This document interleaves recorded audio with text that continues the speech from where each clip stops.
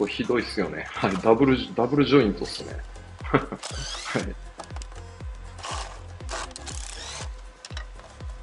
い。で、そうですね。それを、今回、うるさらに変えるっていうことで、どれかな。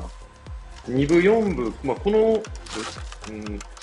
ちょっともうちょっと見てもらったらわかるんですけど、こう、壁の中を通ってるって言っても、なんていうかな、こっちから入って左横に出てくるみたいな感じだって、そこがもうむちゃくちゃ狭かったんですよね。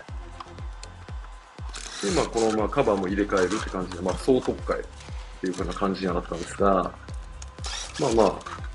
今入ってる配管も全部入れ替えるっていう風な現場ですね。